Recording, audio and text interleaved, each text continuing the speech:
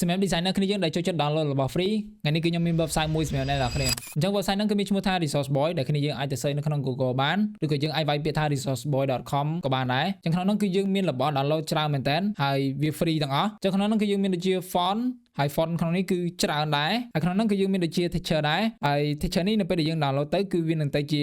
zip file ហើយមួយ file គឺយើងមានរហូតដល់250 texture នៅក្នុងហ្នឹងអញ្ចឹងអានេះដូចអានេះអីគឺយើងមាន100អានេះមាន200 250អញ្ចឹងទៅអញ្ចឹងយើង download តែមួយគឺយើងប្រើបានច្រើនខ្លាំងមែនតើហើយ text effect នេះក៏ច្រើនដែរតមកទៀតគឺយើងមាន mock up ហើយ mock up នេះក៏ច្រើនដែរដូចគ្នាយើងបានឃើញអញ្ចឹងវាមាន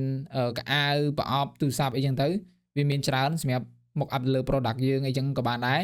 ហើយយើងមាន gradient ចា gradient នេះគឺខ្ញុំ download ប្រើច្រើនជាងគេដោយសារតែ gradient គឺជារបស់មួយដែលខ្ញុំពិបាកបង្កើតមែនតើអញ្ចឹងនៅពេលដែលយើងមានស្រាប់អញ្ចឹងគឺល្អដែរហើយណាមួយទៀតមកដូចជាពណ៌ក្រហមមួយអញ្ចឹងគឺវាមាន